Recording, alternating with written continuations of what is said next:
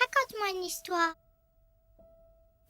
Il était une fois un petit garçon du nom d'Alexandre qui naquit dans le coin le plus reculé de son village, tout près des bois. Jusqu'à ses 3 ans, il poussa aussi vite que la mauvaise herbe. Sa mère aima bien lui faire remarquer lorsqu'ils passaient du temps ensemble. Jamais trop longtemps, car la mère n'était plus en très bonne santé et ne devait pas courir le risque de devenir plus faible. Le petit ne disait rien qui soit contre la volonté de sa maternelle, et lorsqu'elle voulait aller se reposer, il l'abordait comme son père le faisait à lui, quand le soleil se couchait. Chaque jour de sa tendre jeunesse, il aida sa mère à vivre heureuse et son père à travailler pour faire vivre leur petite famille. Puis vint le jour où sa mère mourut. Elle était malade depuis la naissance du petit et avait enfin succombé à tous ses maux. La mort lente et douloureuse de sa bien-aimée enleva au père toute envie de vivre et il arrêta, ce jour-là, de s'occuper de son enfant. Alors, le jeune garçon dut faire les choses comme un homme les faisait, et il vieillit encore plus vite. À seulement 5 ans, il avait l'air d'en avoir déjà 10 de plus. Il avait même parfois l'air d'avoir tant vieilli qu'il fût devenu un fantôme. Blême, comme un malade, le dessous des yeux violacés par la fatigue, le visage creux de maigreur, le corps noueux et terne. Quelques mois après la mort de la femme, le père n'en put plus et ferma à clé toutes les pièces de la petite maison qui étaient les préférées de sa femme, dans le temps où elle était encore en vie. Alexandre s'attrista de cette décision. Il avait l'habitude de nettoyer chaque pièce de la maisonnette en usant d'une attention particulière pour les pièces de sa mère, et maintenant, il n'y pourrait plus pénétrer. Il devint colérique, violent, sa solitude et les moqueries de ses camarades aggravant ses crises. Or, il était ambitieux et autonome depuis que son père le négligeait, et il souhaitait fort continuer de prendre soin de sa mère en prenant soin de ses appartements. C'est un samedi regorgeant de soleil que les clés de chaque chambre disparurent du trousseau de l'homme veuf. Lorsqu'il s'en aperçut, il courut partout dans la maison à leur recherche, mais ne trouva que le petit foin, nettoyant avec vivacité les planchers de la chambre de la morte. Il donna pour la première fois, depuis 5 années, un regard pour son fils, et ce regard était rempli de colère, de furie. La claque qui suivit aussi en était empreinte, et laissa son empreinte. Pour le punir de son impudence, il employa une gardienne, mature pour ses jeunes 17 ans, qui garderait son fils, pendant que le père continuait de le laisser de côté. L'amarante à racines rouges, c'était le seul nom que la gardienne connaissait au petit, se rapprocha de sa nouvelle compagne. Bien sûr, pas dès le départ. Au départ, les deux étaient méfiants. Le petit Alexandre était glauque, il parlait beaucoup de la mort, était beaucoup trop calme pour un petit garçon de 10 ans et possédait des connaissances qui étaient impossibles qu'il ait apprises à l'école. La gardienne, de nom Elisana, était pensive, lunatique, différente. Elle était belle aussi. C'est ainsi qu'au fil des ans, les deux compagnons devinrent proches, très proches. À l'adolescence, Alexandre était devenu grand comme un sapin, tout aussi mince qu'un bouleau et aussi cachetier qu'un pied. Lui et Elisana étaient tombés amoureux. Ni l'un ni l'autre ne le savaient, pourtant c'était bien le cas. Lors des 16 ans du garçon, le père osa une parole à son fils. Il lui dit qu'il n'avait plus l'argent de le faire garder, que la gardienne devait partir, s'en aller et ne plus jamais revenir. Une soirée pluvieuse, un homme bon qui travaillait comme forgeron alla vers les bois vider sa chaudière d'eau, brune des saletés de métaux qu'il avait travaillées. En s'y rendant, il vit un corps d'homme, tout déchiré par l'os qui s'en délectait encore. C'était l'homme qui habitait tout proche, dans la charmante maisonnette. Le veuf. Il pouvait encore le reconnaître sous le sang. Il s'en retourna vers le village pour avertir tout le monde, silencieux, pour ne pas finir comme un pauvre bout de viande. Les gens tuèrent l'ours et enterrèrent le corps, donnèrent leur sympathie au jeune fils, maintenant orphelin. Lorsque le jeune Alexandre eut ses 23 ans, il osa enfin déclarer son amour à la tendre Elisana. Elle explosa de joie, et les deux amoureux s'aimèrent encore plus fort. Ils prirent le temps de se bâtir une maison, grande et solide, faite en bois, aussi pâle, mais aussi fort qu'Alexandre. Ils se firent un jardin également rempli de toutes sortes de légumes et encerclé d'arbres de toute espèce. Ils en prirent grand soin, même s'il y avait toujours des mauvaises herbes qui y poussaient, surtout l'amarante à racines rouges. Puis Alexandre eut le courage d'avouer ses plus grands secrets à sa bien-aimée. Il voulut être sincère avec elle et lui avoua donc ses plus graves péchés. Il lui parla de tous les garçons avec qui il avait été violent. Il raconta que lorsqu'il était plus jeune, il avait tué des animaux de son père pour jouer avec eux, parce qu'il n'avait pas de jouets et que son père ne lui accorderait jamais l'attention de lui en offrir. Il aima surtout jouer avec les boyaux dans ce temps. Il lui parla de la mort de son père qu'il avait tué, par colère, parce qu'il ne voulait pas qu'ils en partent et ne reviennent jamais.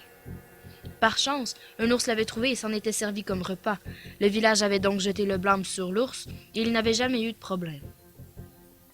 Elisana resta figée sur place. Elle eut peur de son amour et elle lui avoua ses craintes. Elle lui dit qu'elle resterait à ses côtés, même si elle n'était plus certaine d'aimer Alexandre pour sa vraie nature. Mais ils vécurent heureux et eurent beaucoup d'enfants, maman? Non, mon enfant. Il la tua et lui arracha l'utérus avec tous les autres boyaux de son corps bien avant qu'elle puisse faire pousser la semence de quelconque homme.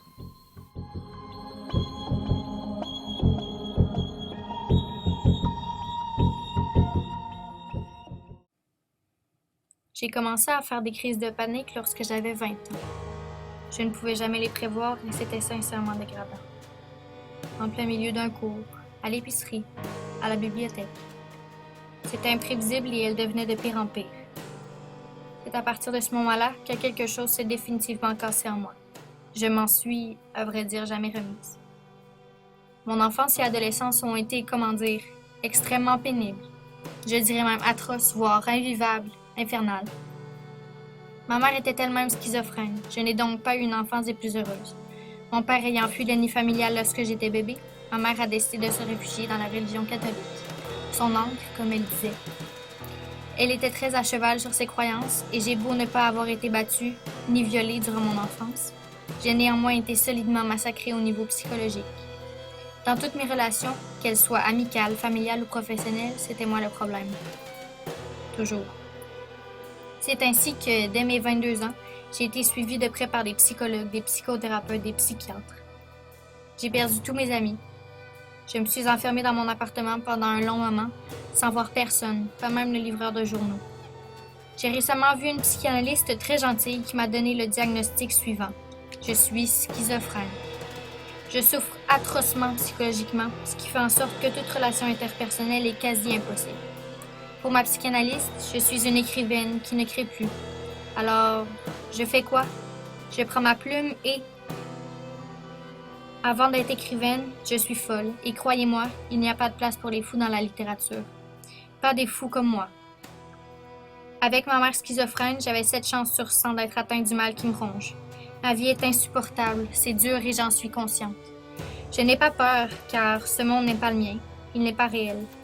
Les gens qui disaient tenir à moi sont tous partis. Ils disaient m'aimer, mais me trouvent trop insupportable pour continuer à me fréquenter. Je ne suis pas aimable, et pourtant, je donne tout. J'ai tout pour être un minimum aimé, pour changer, me changer. Changer qui je suis. Mais, je suis qui? Cela semble impossible. Je dérange trop, je dérange toujours.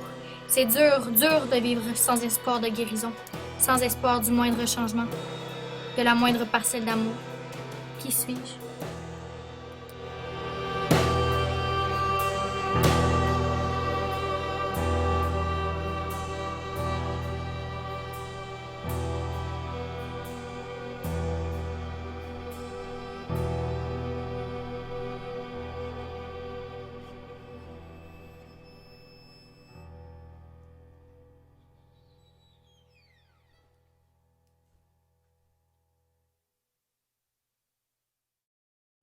À partir de maintenant, tu es une esclave au comptoir. Imbécile, prétentieuse, stupide. Tu fais que boire comme un trou. Ton parcours est un mauvais choix, fond de toi ce que tu n'es pas. Tu es une perdante, une malchanceuse, comme on dit. Tu me prends pour un bon à rien! Moi, je préfère encore ça. Une citerne, un truc inhumain où moi, j'existe pas. Je suis tannée de tout ça, je sais même plus où on va. Ta gueule! J'ai oublié mon opinion. Finis ton verre et tu t'en vas. On part, on part.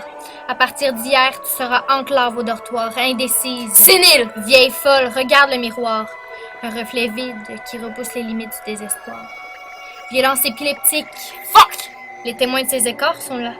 À partir de maintenant, regarde le miroir. T'es seule, stupide. T'as pas d'avenir. Arrête! Non, continue!